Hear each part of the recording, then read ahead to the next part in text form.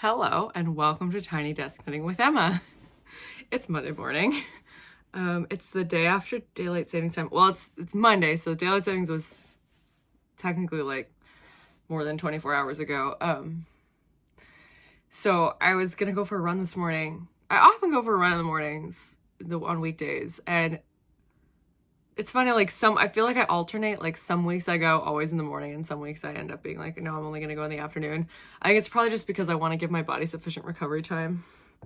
But actually, I tell myself that it's really just because I have other things I want to do in the morning, or like I can't run in the afternoon, so I better get it done in the morning. It's kind of the thing that usually drives me. Sometimes I'm like so excited to get out in the morning, but like today I was like, okay, well, I have to record Tiny Desk Knitting if I want to do that before I go to the UK, which is coming up in a couple of days.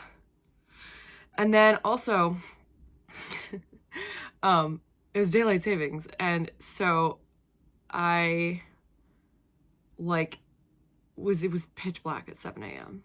I mean, it was pretty much pitch black at 7 a.m., which I knew. And I have a headlamp. Actually, I have 2 headlamps just in case. But I was like, no. And like yesterday, let me tell you, being a church musician, daylight savings is even worse because, and I remember this happening last year. I just remember like I used to get up at 6 to leave at 6:30 for church. Now I get up at 5:45 so I can take a shower because I'm like, if I'm going to be there all day, we're taking a shower. Like no. So I have to get up at 5:45.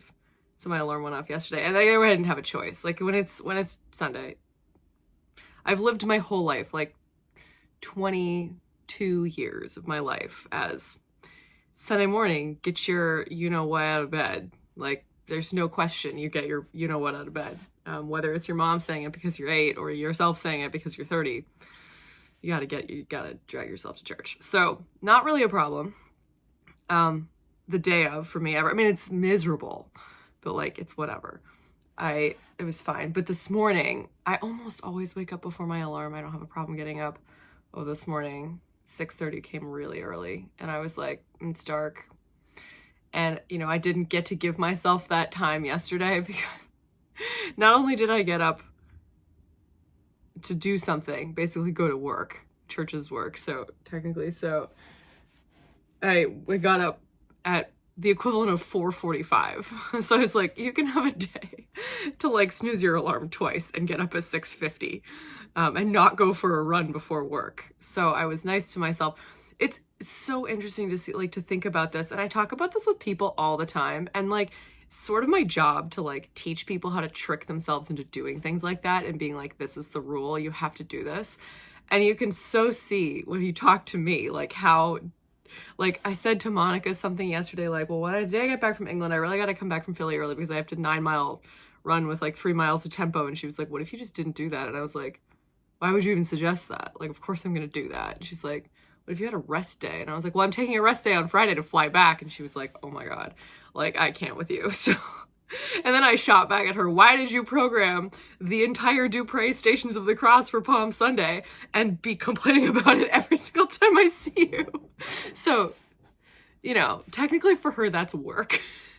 But she didn't have to do that. It's work, but it's work she didn't have to do. Anyway, it's 8 a.m. and I'm drinking a cup of coffee and it's finally light enough to record. So here I am. I'm sorry for the 3 minutes and 50 seconds I've just spent talking about running and my own weird insanity. Apparently that's why people watch, so you're welcome. I am wearing today a sweater I almost never wear. I don't know why I don't wear it. It's like, it was under my bed. Like, it wasn't even in my cedar chest, which makes things harder to access because it's downstairs. But this is the Cartography sweater by Tin Can Knits, if you were wondering. It's from their collection Strange Brew. And I knitted this in Briggs & Little Sport. So this piece, this sweater is written for DK Weight. So Strange Brew, if you've never heard of Strange Brew, the colorwork knitting book, not the jazz album, which I like to think inspired the book. It is a collection of colorwork patterns by Tin Can Knits. So Emily and Alexa are 2 women who run Tin Can Knits. You've definitely heard of their patterns before if you've never heard of them, because they were the ones who wrote the Love Note pattern, and many other things. Wonderful, popular patterns. They're great. They've got an app where you can like learn how to do things like super step by step. They have so many tutorials. They have an awesome blog, wonderful, beautiful patterns. Both of them are unbelievable designers. Like Strange Brew is, I think Strange Brew was like the knitting book that changed my life the most, because it kind of gives you a lot of power over your own designing with colorwork yokes. It basically gives you a recipe, and it's like, here's a bunch of pattern charts, put them in as you wish. You know, here's like approximately how many rounds should be in between increased rounds. And this is for like Aran weight, DK weight, and sock weight / fingering weight sweaters. Like that book gave me the confidence to learn how to design Fair Isle for sure. Like I will never discredit Alexa and Emily for that. Oh my gosh, that book changed me. I have the ebook. I don't think you can get it in print anymore, but the ebook is wonderful. It's really like there's 11 pre-made patterns, like cartography. Mostly they're sweaters, but there's a couple of hats and some cowls. Oh, they're so amazing. I mean, the patterns are gorgeous, but also like the agency they give you, phenomenal. So I had to translate this from DK into fingering weight, but that wasn't super tricky because they have all these same sweaters and the recipe for sock and fingering weight as well. So I kind of just used the Strange Brew numbers and put in the cartography charts. But I wanted to do all over colorwork. This was the first all over colorwork sweater that I ever did.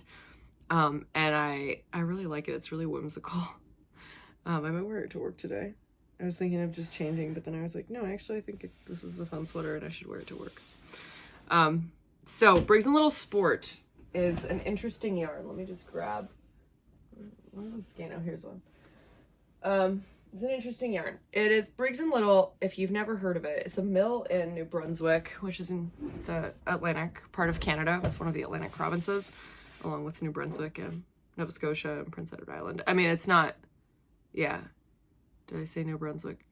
I already said New Brunswick. It is in New Brunswick, along with Nova Scotia and Prince Edward Island. It is one of the Atlantic provinces of Canada.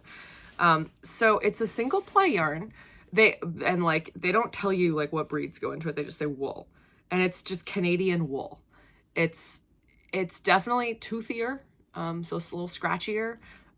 If you're sensitive about wearing things like that next to your skin, you know, it makes great outerwear. And they publish a lot of like mitten stuff, like really thick, kind of like almost like bulletproof, not bulletproof, but you know what I mean? Like really, really super dense fabric mittens. I've made lots of sweaters with their Heritage and Regal lines, which are multi-ply, like worsted and Aran weight yarns. They have a variety of things. You can get them in the US at Maritime Family Fibers, which I will link in the show notes.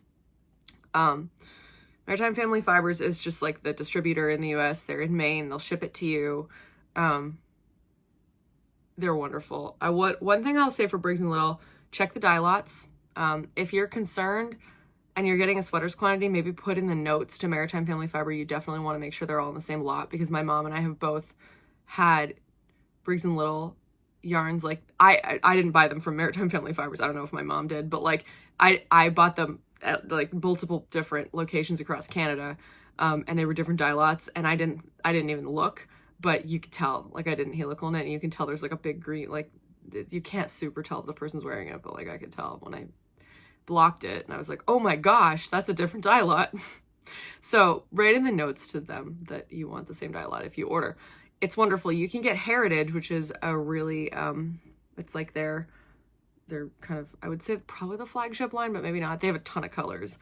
You can get Heritage at Webs in not that many colors, but like maybe 8 or 9 colors.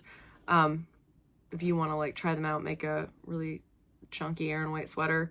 I usually sub in those patterns into Lopi patterns. The yarn is very economical, like it's really inexpensive. They don't pay me to say any of this. I just really like Briggs & Little yarn, by the way. It's great. It's really toothy, but it's lovely. So I've made lots of sweaters. Anyway, this is the first sweater I made in the Briggs & Little Sport. I've made a couple of other sweaters in this, and this is part of a sweater quantity that I have. So there will be more in my future, but someday, I don't know when. I say things like that and I'm like, I don't know when I'm gonna knit that. There's so much yarn in there. There's so much yarn that way in front of me, and there's so much yarn just like on my desk and on the floor.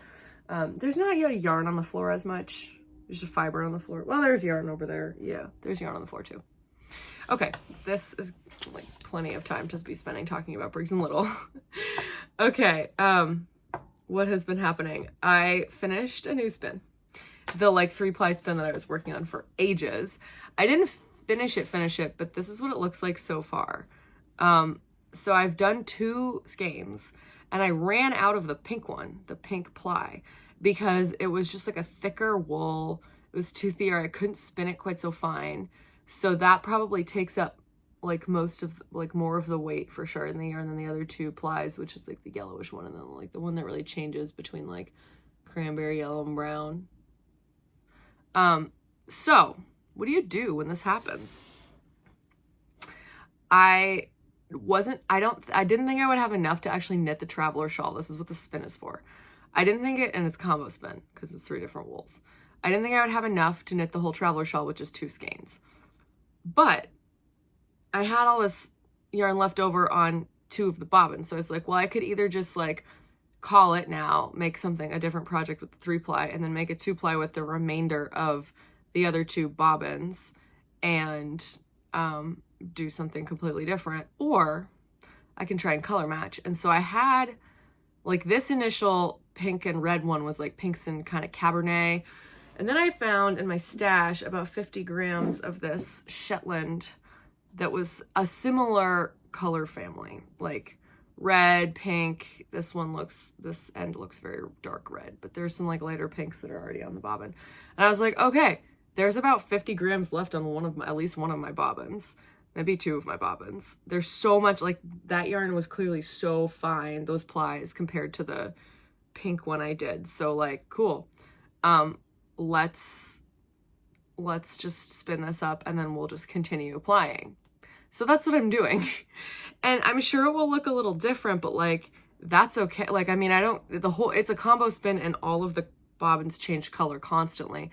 So I actually don't think it's going to be a huge issue, to have that. I think it'll look interesting. The yarn might feel a little different because I swapped out one breed of wool for a Shetland, but like, I don't care. Who's going to notice? I'm probably going to keep the shawl anyway. So that was kind of an interesting thing. Tell me if you've done that before. I don't know.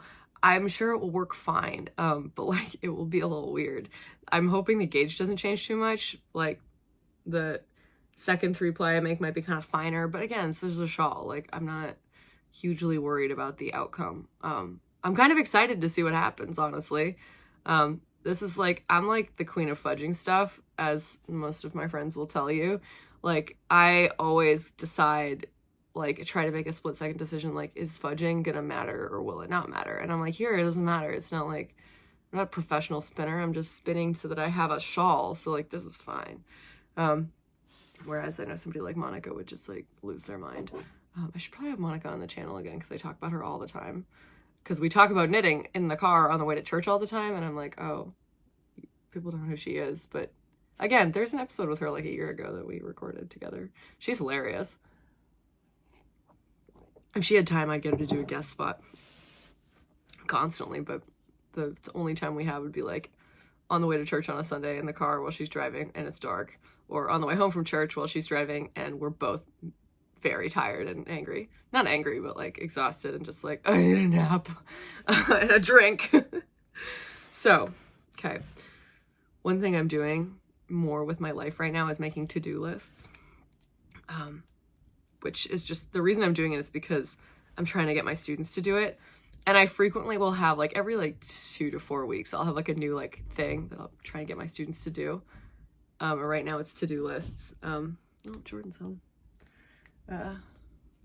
Anyway, so I make to-do lists because I learned from, I don't know, I think it was just like a bunch of productivity videos, because I'm like constantly like searching on the internet for like, what can I tell students? Like, what do people on YouTube say about college productivity and things like that?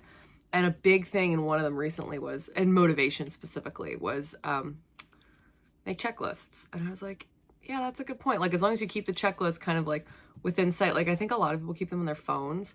And I don't actually know if that works that well unless it's like on your, like you can get an app that puts a widget on your dash. You can probably put a notes widget on your dash on your phone so that you can see it every time you open your phone. But if it's out of sight, it's out of mind. So like for me, I actually, like every morning at work, actually I try to do it the day before, like before I leave work, the day before I make the next day's to-do list and I leave it on my desk so that, and that's actually a really helpful tip if you're struggling with like sticking to a schedule. Do the scheduling before you actually have to start the task list. So I frequently tell my students to make your weekly schedule on Sunday night because it will make you sit there and be a little bit more motivated about like all the things you can get done this week without it being Monday morning. Because if you wait till Monday morning to make the schedule, the first task on your list is make a schedule, and the second task on your list is going to be like start working. And so if you don't have to start working right after you make your schedule, you will give yourself harder tasks to do and you'll be more likely to stick to them. So do your schedule the day before. If you're trying to do that, that will help you just get to work the next morning and just go. Like it helps you execute if you have especially if you have like a list of these are the order of priority, or these are the times I'm going to do things. So frequently I'll just make my list. And then in the morning, I'll knock off the things I always have to do. Like when I get to work, like the first things I do is like answer emails, do some announcements on like Blackboard pages for different classes. And then then usually I start meeting with students unless it's Monday. And so what I'll do is I'll like look at my to-do list and then I'll look at the gaps in my schedule and I'll write down like 12 p.m. you do this, and I'll start writing times of the day where I'm going to do things. And then when it comes to that time of the day, the first thing I do is that thing, and then I can get on with other things that I might have to do. And if I keep the list on my desk, I just add things as they come up. Like if I meet with a student, I write like blah, blah, blah advising notes or blah, blah, blah email, and like the quick list of things I have to email them.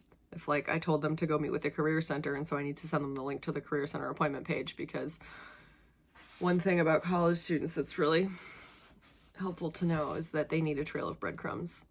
They need the like least amount of effort possible to get from point A to point B, because they have so much going on in their lives with academics that like doing other stuff that's important, like going to the Career Center or whatever, they need like a little bit of a push sometimes. Okay, that's enough about work. I'm about to go to work and talk about this all day. So I actually had a really productive weekend. One thing that I sometimes do that I don't do enough is if I have a really big Sunday coming up, I'll try to spend a lot of Saturday just like with, downtime. And again, I don't do that enough, especially recently. I haven't had time to do that very often. And so I actually told myself like this weekend, you have to have a fairly lazy Saturday. So I had to go on a long run on Saturday morning, but it wasn't super long. It was like 8 miles. I mean, I shouldn't say that. It was 8 miles. It was a long run. I went with Mitten. We went out to the Baltimore-Annapolis Trail. We just ran 4 miles out. We ran 4 miles back. The out was actually a lot more difficult. We didn't go really early. We went at like 9 a.m. So I'd eaten breakfast and everything. I made quinoa with like milk instead of water, and I put like granola and strawberries on top. It's actually pretty good, but I made way too much. And for me, like that's hard to eat it really fast. You want to eat it quickly if you're going to run. I should eat something like an English muffin with peanut butter if I'm going to run in 2 hours. But anyway, I digress, which I do all the time. The out was like really hard, but then I had brought scratch chews with me. Chews are like gummies that you eat. It's like you can have gummies, you can have gel, I also drank Tailwind, which is like it's carbs and electrolytes. So it's hydration and nutrition when you're running. You can put that in a water bottle, you mix it with water. It's delicious because it's mostly sugar. So I took Tailwind as well in my bottle, and then I like with my belt, and then we had chews. And actually the way back was so much better because I was like, oh, I got the chews. Maybe it's just because you're on the back half. I don't know, but it was an interesting experience. But I got home at like noon and I didn't leave the house. It was raining and it was disgusting, and I was like, I'm gonna finish a bunch of knitting projects and like clean the kitchen and like a couple of other things, dye some wool. Actually dyed some wool, which I would love to show you, but it's drying on the porch. So yeah, it was good. I tidied a little bit. When I say tidy in regards to my studio, I don't mean a whole lot, because there's so much stuff and it's like, where do I even put it? But I finished the marled sweater, which I would show you, but it's on the ground drying right now. But it's nice. I'll take a picture of Catherine modeling it when I bring it to England, which will be fun. So I finished that, and I knitted a headband because I had to knit a headband I didn't have to, but last time I was on the Woolly Thistle Shopcast, I pulled I pulled scraps out of my Shetland bin, which is that bin right there. I pulled scraps out and I was like, let's make a color palette together of random stuff that I pull out of this bin. And so I like rejected a few colors, but I did make the headband and I'm really actually pleased with it. One thing I will say, I think I used Biche Bouche for the background instead of Shetland, so it's a lot more delicate. It's lamb's wool, it's thinner, so I flared more. So I think if I did this again, I would actually use a smaller needle and not just do fewer stitches, which is what I did. So this is the second headband I made, and I'm gonna give these to some friends when I visit the UK. But actually it fits nice. It's not as wide as the other one. Where's the other one? Oh, the other one's right here. The other one's a lot wider. But this one, yeah, it's actually pretty nice. It covers your ears. It's not too big. I like the color palette. So yeah, I just picked these colors kind of randomly, like a darker blue. There's like a heathered blue, a kind of like dark artichoke green, the lighter green with the red heathering, and then the bright teal, turquoise. I guess it's turquoise, not teal. I don't know if people think about the difference between teal and turquoise as much as I do. Probably not. But I think the difference is that there's more blue in turquoise and there's more green in teal. I like both colors. Turquoise is more like aqua.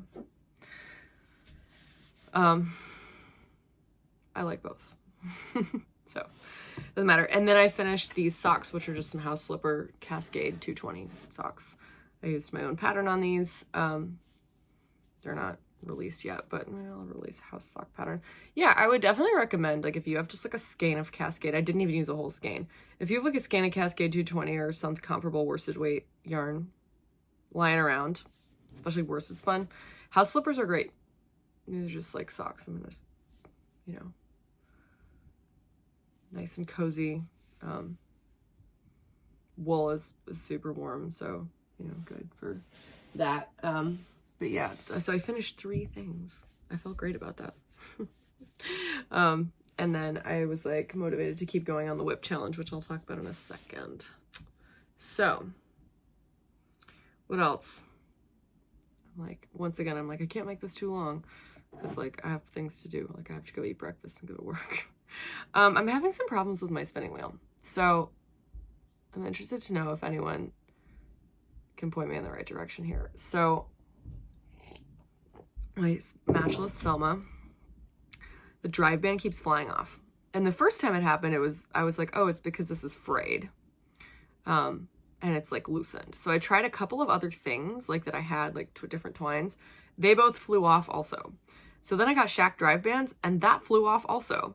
So that was like, okay, so the problem is not the drive band. It's like some kind of user error, like something, or it's not user error. It's the opposite. Something is wrong with the wheel that I might have done, but it's not. I've tried too many things and I know how to tie a drive band. Like, I know that's not the problem. I know it's the right tension. Like, I know that that's not the problem. The problem is something with the wheel. So I like Googled this and it was like, well, if the drive band's not like, or if the wheel's not like parallel with the thing, then that could be a problem, but that doesn't seem to be a problem. Like, there are some things that seem kind of looser, but I think they're supposed to be loose. Like the wheel can move front to back. And I'm like, maybe that's not supposed to happen, but there's no screw that looks like you can tighten that. So I'm like, I don't know if that's the problem. I feel like I need someone who knows what they're doing to like look at it and watch the wheel spinning while I have the drive band on and like while it flies off and see what's going on. I have a couple of friends who also spin around here, so I might ask them, but like, if this has happened to you, if you have a double drive wheel and this has happened to you and you know what the problem is, please let me know. Because I can't figure it out and it's very frustrating and I have to spin on my e-spinner right now, which is fine, but it's like not the same.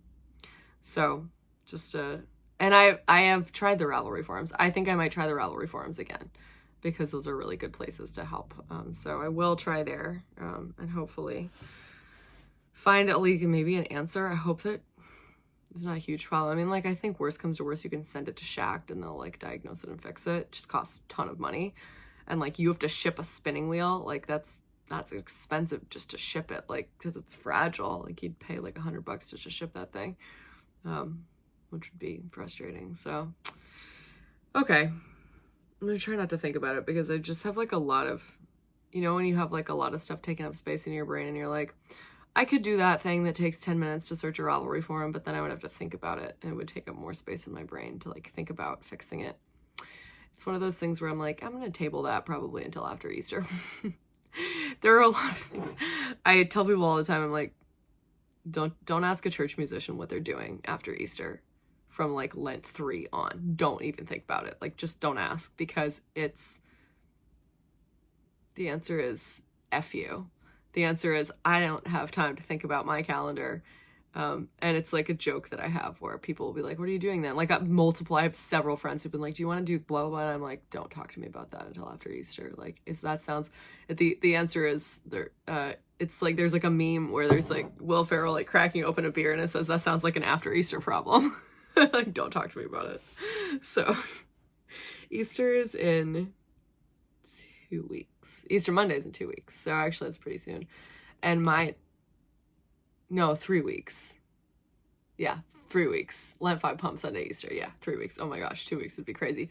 But like my next 3 weeks are balls to the wall. So I have 4 more days here and then I go to England for a week, and then Palm Sunday, which is crazy in and of itself. And then a couple days later, my mom comes to town, and my grandparents and my aunts, and like everybody's gonna be in town for DC for Easter. So it's like, whoop. It's gonna be super fun. There's a little bit less church and rehearsal than there was last year for me. So I have like the daytime's free, like church is like always at night, except on Easter Sunday, obviously. The week before Easter, it's all the services are at night. I remember last year I took off Good Friday because, well, I always take off Good Friday because I have to sing, but like usually masses, or it's not mass, it's the one day there's not mass. Church, the service is at noon, and that's like a normal thing, but in DC it wasn't until 7, and I was like, oh my gosh, I just have a day, and then I got asked to sing at a different Baltimore church because they were like, we know your St. Paul's K Street service isn't until 7 p.m. Can you come sing? And I was like, damn. Okay. It's like, they pay me, so I'm like, okay, fine. And I had a nice time. But so this year I'm like, okay, family time. We're gonna like, it's gonna be so nice. Like, I'm gonna go for a run with my Aunt Carrie, and we'll go to the like, yarn store, and I'll take my grandma shopping, and it'll be like really fun. So I'm excited. But yeah, it's gonna be crazy. So the whip challenge. Still on. I haven't cast on. Well, I cast on that headband, but that was, yeah. Oh wait, here's another FO. I forgot about this. This is a little coffee sleeve I made. I made this for my friend Lauren, who is like one of the people I talk most about coffee with. We like talk about the crazy Starbucks drinks we order all the time. She lives in DC. She was actually one of my mom's students. That's how we met. She and her husband were both my mom's students, and I was like, hey, they're gonna get married, and my mom was like, you're crazy, and then they got married. I was right. My mom officiated their wedding. I'm gonna talk to you about this because they just got married in the fall. But anyway, we decided to make Lauren one of these. I have to make one for Steve and her husband too, because I want to. And yeah, so I haven't done the other one. I got to do that probably before I go to England. Or maybe right after. I don't know. But I love making these. I think it's so fun. I did write a pattern for this, but I haven't published it, and it's not like done. One day I'll release the coffee sleeve pattern, maybe next winter. But this is a really fun way to use up Fair Isle bits and bobs. I've made, this is my favorite like Fair Isle pattern that goes on it. I love this pattern. I do usually use this one specifically. Okay. Yeah.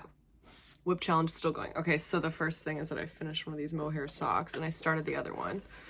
I love this. I think it's so cute. It has little stitch markers on the front, just marking every 10 rounds. But I did, yeah, my 3 racing stripes on the top, my mohair heel, and then another racing stripe before my mohair toe. So what I did was I just used the yak sock yarn that was in the March package that I opened, that my friends wrapped up. Excuse me, my friends wrapped up for me. My own yarn wrapped up by my friends so that I could open one a month and make a fun pair of socks. And there was mohair in this package, so I decided to hold it. I could have just done heels, toes, and cuffs. That would have been traditional. But I thought that's not interesting enough. So instead of doing a cuff, I decided to do the racing stripes on the top, which would peek out of a boot. Thought those were cute. Little mohair heel through the heel turn, and then the little racing stripe on the foot with the toe and mohair. I thought this was cute. I like it. I think it's really sweet. It's very comfortable. I'm not wearing socks right now, so I can put this on. Just wearing a slipper. I haven't actually tried it on yet. Oh, perfect. Super cute. Look at that. Ah! Yeah, I'm a fan of this. I think it's cute and I think it's cozy. So, nice little way to use up mohair scraps if you like to knit socks. Just knit a vanilla sock and throw mohair wherever you feel like throwing it. So the second one's on the needles. I did start the ribbing. I find that if you get second sock syndrome or second sleeve syndrome, second mitten syndrome, whatever, you don't like to knit the second of something that needs to come in a pair. As soon as you cast off the first, or in my case, Kitchener it together, onto the second. Just immediately cast it on. Which is a nice segue into this pair of mittens that I'm about to talk about. So I've showed this a few times, but I found a mitten. I don't know where it was, in some bag. I had done it before COVID when I lived in the dorms at grad school. So there were a few bags of just like random stuff, like old WIPS and yarn and like half finished projects, things I'd half torn out, whatever it was, that like have moved with me, but like I haven't really delved into them. Or if I have, I've been like, this is a future me problem. My mental brain doesn't have time to, think about it.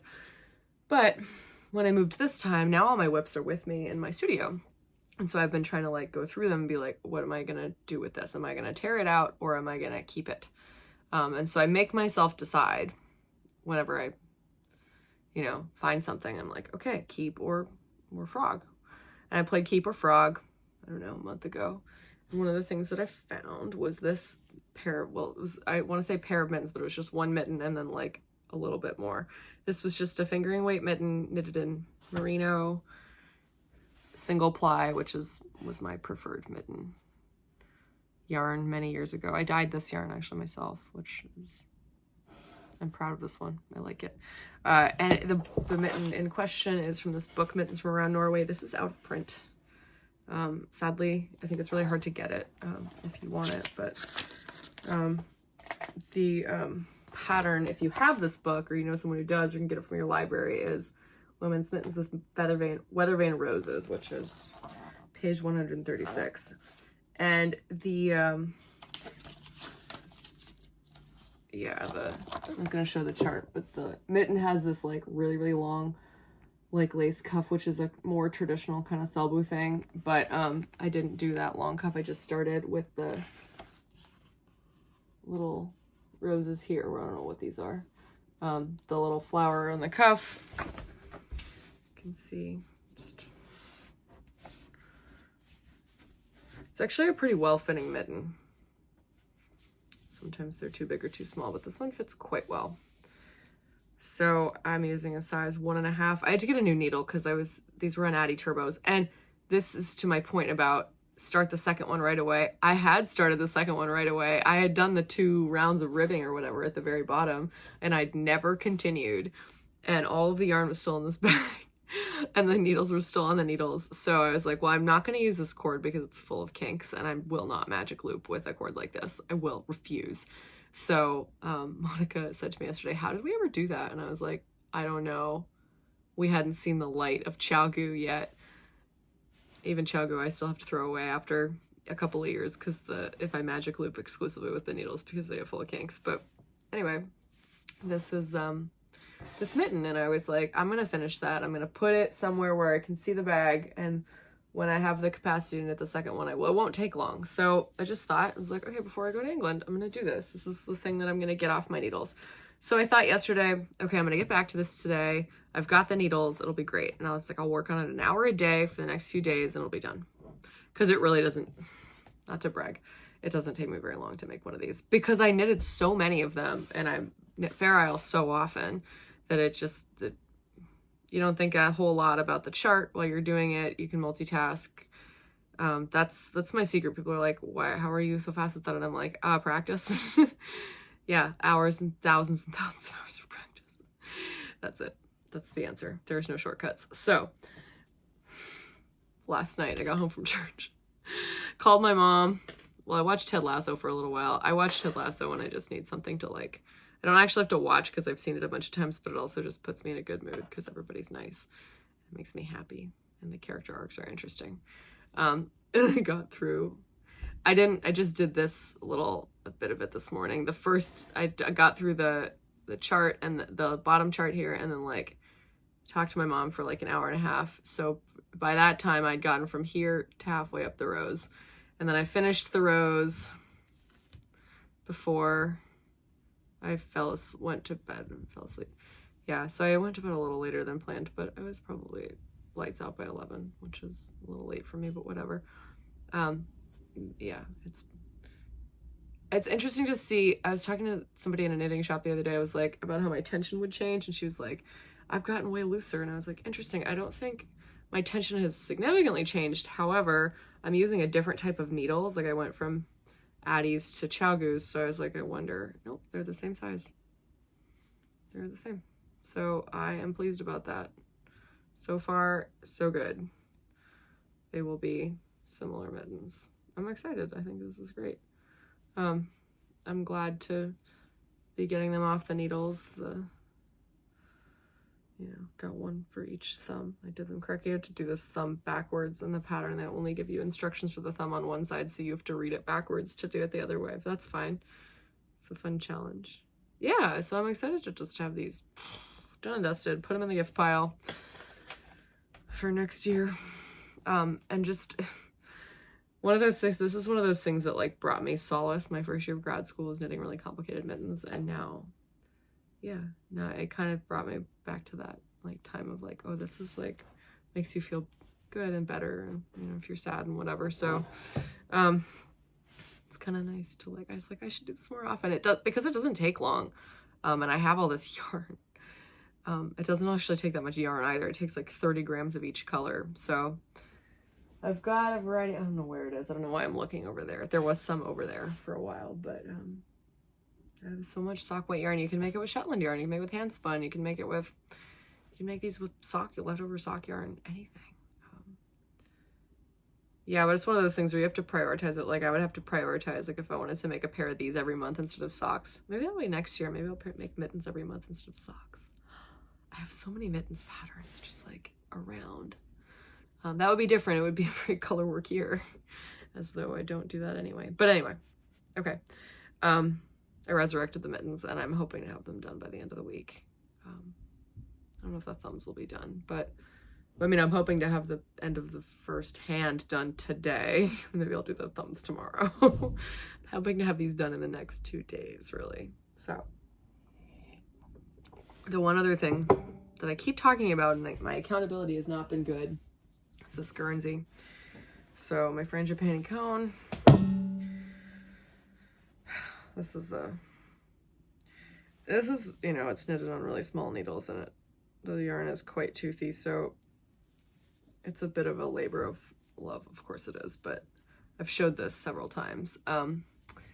It's definitely getting there. This is like the body's definitely at least half done, if not more than that. And so I think it's nice and woolly. I think I need to, first of all, I'm getting really frustrated with the cone itself. When I first started this, I wound off of the cone I just wound onto ball winder. What I probably could do is just, slip the cone out and like go from the inside just on the ball winder. Like maybe not right now, because that could cause yarn barf. But I think I'm gonna wind off a big cone, a giant cake of this, and just bring this to England with me, because I don't feel like I have the accountability to get started on it before that. And if I bring this, okay, so I've been thinking about projects to bring, and I'm like, ugh, okay, well, this, I want to get at least the first third, the bottom third of it. I talked about this last week. I chunk big products like this, like long runs. This is in 3 parts. There's the bottom body is stockinette, the top yoke, that's the lift, that's the part where it's like textured, and I think I'm going to steek it so that I can do it in the round to just like make it easier to read the texture chart, because it's such a dark color. And then the sleeves are the bottom, the final third, and that's quick because most of it's done. And the sleeves take like quick. You do it on circular needles and they're done quickly.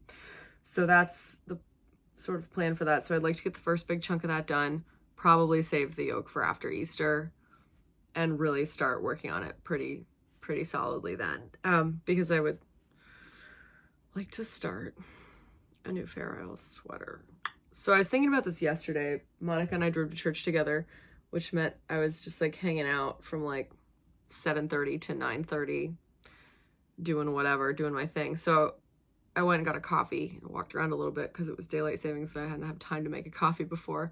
Then I sat in Monica's office where there's a computer, and I just like went to the Jameson's website and the Jameson and Smith website, and I was like, let me look at some colors and see what I want to get when I'm in the UK and that kind of thing. So I did a lot of just like looking at the colors that, sorry, I shouldn't be picking the pills off of this right now, but I did a lot of looking at colors I might want to use for Fair Isles. And I have like a lot of ideas of like where this could go, but I'm not sure. Like, I think I want to do a lot of the colors that I'm using in my Natalie Cowell, my second sample. So like some more like turquoise, like more blue and turquoise with like a little green, and then like a couple of lighter colors of Jameson's of Shetland for the backgrounds.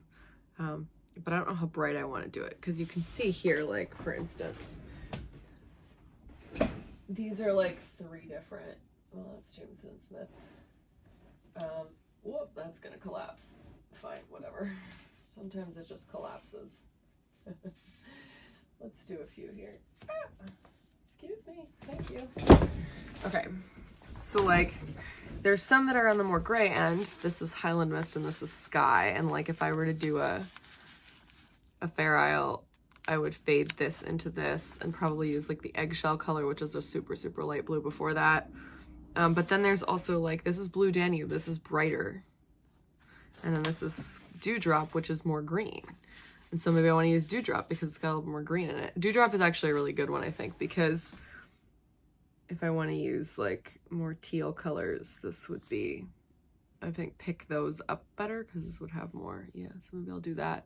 I love Dewdrop. This is one of my favorites. So like this plus the eggshell color, the super light,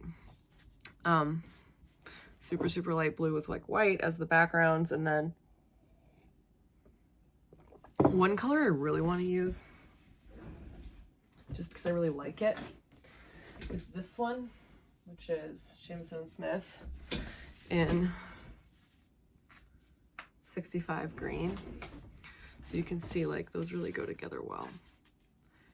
They probably wouldn't be directly up against each other, but this would, I like these two together a lot. Like this, you can see it, this one really picks up the kind of teals in that. So yeah, I've been just thinking a lot. I'm probably gonna spend a good deal of time at Loop in London with my friend Sachi, just like looking at colors and putting them next to each other and seeing what I can find. But also like, I want to do a pop of orange. I think, maybe not.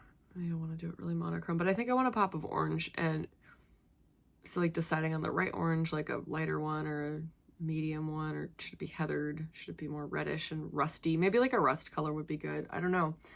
There's a lot of decisions to make about a Fair Isle. And last year the colors were black and white, so I didn't have to make that decision. And then this year, or the year before that, the colors were all naturals with one pop of red. So again, like not a big choice thing. So the time, I haven't done a Fair Isle with complicated colors since I did my Bray cardigan, which was 3 years ago. I started that probably. So it's been like 3 years since I've had to do that. Had to, I say. By choice, did that. So that's gonna be fun. Yeah, otherwise, yeah, life hasn't been as crazy. I've definitely had a lot more downtime this week, which is good. I finished reading Daniel Deronda, which is exciting. By finished reading, I mean I finished the audiobook. I finished Daniel Deronda audiobook. Weird ending, but you know, satisfying. I think it's a difficult book. It's kind of a strange book, but it's one of those things where the characters are all kind of weird and you're not sure if you like a whole lot of them. You like Daniel, he's the protagonist for sure, but the other ones, oh, there are people you like, but you're like, I don't feel like they're so real. The ones you don't like, you're like, I see myself in that person.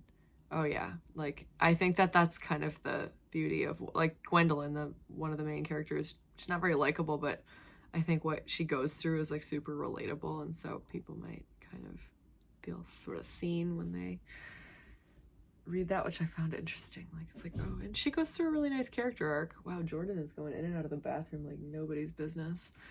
I don't think she's been home for like 3 days, so that might I don't know if that's part of it. Yeah, Jordan is my roommate. Yeah, so I've been enjoying that. And so I was talking to my mom about what she's like, what should I read when I'm done with Daniel Deronda? Like, should I read another like classic of English literature, or should I read something else? And she has the Audible account, so she like gets the books and listens to them, and she's like, you have to listen to this. So the first thing she told me to listen to is Cutting for Stone, which I've never read or listened to, but I'm sure some of you have, so if you like it, let me know. That's probably the next thing I'm going to listen to. But she was like, you should read Demon Copperhead and I was like, oh, the Barbara Kingsolver, like the new one. I've never read the Poisonwood Bible, but I know it was like a finalist for the Pulitzer Prize or something. So, and Demon Copperhead won the Pulitzer Prize, which I didn't know before I started reading it, but I got it or started listening to it on Audible, but I saw it, like it's on the thing. It's like winner of the Pulitzer Prize and like Oprah's book club. And I think it's won a ton of awards. And it's really well narrated. So it was really compelling, like from the get-go. It was very compelling. And so I listened to like 5 or 6 hours of it. And then I talked to my mom, and she was like, last night about it, and I was like, it's so good. And she was like, you know, it's David Copperfield. And I was like, oh, that makes so much sense. Demon Copperhead. Like, even the name is like, but it takes place in like rural Virginia, like Appalachia, basically. It's so, and I was like, oh my gosh, it is. I've never read David Copperfield, but I've read like the first 100 pages. So like, I could kind of see I was like, oh my gosh, like even the names are similar. That's so wild. So that's funny, and interesting to see that the names are similar and the story is totally the same. So I might read David Copperfield after I read this. Also, I have a print copy. It's actually next to my bed because about a year ago I started reading it when I finished Great Expectations, and then I ended up reading Anna Karenina instead or something, and kind of fell off the reading wagon a little bit. But back on it, let's go. So I've been really enjoying Demon Copperhead. I'm sure some of you have read that too, and you can let me know in the comments if you liked it. I think it's great. It's very, again, I need a compelling story. It frequently helps me go back to sleep if I wake up in the middle of the night, if I turn on an audiobook. So yeah, but that's it. And again, I watched Ted Lasso, like season 1. I've been watching that again just because. And Call the Midwife, which I love. I've watched Call the Midwife lots, but it definitely is like a comfort show, and I've just kind of needed that in the last couple weeks, just really coming down from a lot of crazy stuff. So yeah, you know, life goes through ebbs and flows like this. It's okay. So yeah, if you have show recommendations or book recommendations, let me know. I've been listening to a podcast while I drive to DC called Significant Others, which is about the significant others of really famous people in history. It's really good. I really like that. So podcast recommendation if you've never heard of that. Since I canvassed everyone. I had some good recommendations. Thank you so much for like your somebody recommended My Dad Wrote a Porno, and I was like, oh yeah, I've heard that one. That's hilarious. I just like listened to My Dad Wrote a Porno again just on the way to DC. It's just so wildly entertaining. It's super inappropriate if you're not into that kind of thing, but oh my gosh, it's funny. Wildly funny. So I think I'm gonna leave it here. It's been the normal amount of time, 50 minutes. I probably said it'll be a short one, and it wasn't, but typical. Thank you for watching. This has been Tiny Desk Knitting with Emma. Bye.